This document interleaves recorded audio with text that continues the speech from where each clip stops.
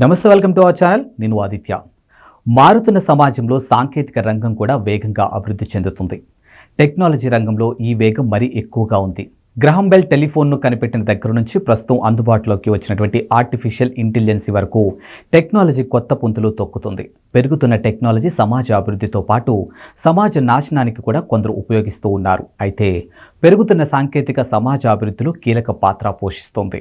ప్రస్తుతం artificial intelligence సమాజంలో తీవ్ర ప్రభావాన్ని చూపిస్తుంది. ఏఐతో ఐటీ రంగంలో కొందరికి ఉద్యోగ అవకాశాలు పోయే ప్రమాదం ఉంటుందని ఐటీ రంగం నిపుణులు చెప్తూ ఉన్నారు. అయితే ఆర్టిఫిషియల్ ఇంటెలిజెన్స్తో మనిషి ఆయురార్థాన్ని పెంచే సాంకేతిక పరిజ్ఞానం 10 ఏళ్లలో అభివృద్ధి చెందే అవకాశం ఉందని అమెరికాకు చెందినటువంటి పారిశ్రామికవేత్త, రచయిత డాక్టర్ పీటర్ డియోమాండిస్ చెప్తూ ఉన్నారు. ఇక సాంకేతిక రంగంలో మానవాళి గత 100 ఏళ్లలో సాధించినటువంటి అభివృద్ధిని వచ్చే 10 ఏళ్లలో ఏఐతో సాధించిన ఆశ్చర్యం లేదని అన్నారు. ఇక హైదరాబాద్లో గురువారం ప్రారంభమైనటువంటి ఏఐ సదస్సులో పీటర్ ప్రసంగించారు. ఇక ఏఐతో ఎన్నో అద్భుతాలు జరుగుతూ ఉన్నాయి.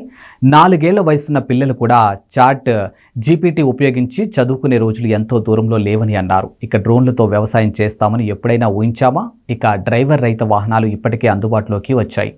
వైద్య రంగంలో ఏఐ అద్భుతాలు సృష్టిస్తూ ఉన్నారు. ఇక సమస్త విజ్ఞానం సెల్ ఫోన్లకి వచ్చేసింది.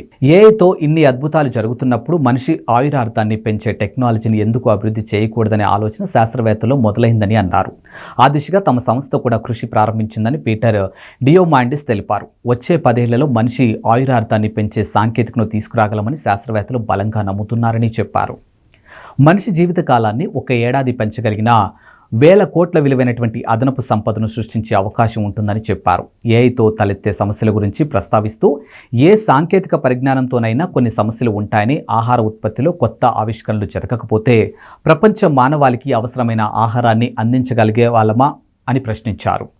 ఏఐతో తలెత్తే సమస్యలను ఎలా అధిగమించాలనే దానిపై ప్రభుత్వాలు ప్రత్యేక దృష్టి పెట్టాలని అన్నారు. ఇక భారత్లో అపారమైన మానవ వనరులు ఉన్నాయని, లక్షలాది మంది సాంకేతిక నిపుణులున్నారని పీటర్ డియోమాండిస్ గుర్తు చేశారు. ఏఐ రంగంలో భారత్ వేగంగా పురోగమిస్తుంది. దేశంలో కోట్ల సంఖ్యలో ఉన్నటువంటి 70 ఏళ్లు పైబడిన వయోధికులు మనసుల్లో ఏముంది, వారి ఆలోచన, పూర్వీకుల నుంచి వారు అందిపుచ్చుకున్నటువంటి సంస్కృతి, సాంప్రదాయాలకు సంబంధించిన వివరాలను భద్రపరచాలి. వాటిని ముందు తరాలకు అందించేలా ఏఐ సహకారంతో కృషి చేయాలని సూచించారు. ఏఐపై యువతలో ఆసక్తి పెంచేలా తెలంగాణ ప్రభుత్వం అంతర్జాతీయ సదస్సును ఏర్పాటు చేయడం అభినందనీయమని తెలియజేశారు. ఇక పీటర్ డియోమాండిస్ కొత్త ఆవిష్కరణలు చేసే వారిని ప్రోత్సహించడం కోసం ఎక్స్ ప్రైజెస్ ఫౌండేషన్ అనే సంస్థను స్థాపించారు. ఇక తాజాగా లాంగ్విటీ అనే పుస్తకాన్ని రచించారు. ఇక పీటర్ డియోమాండిస్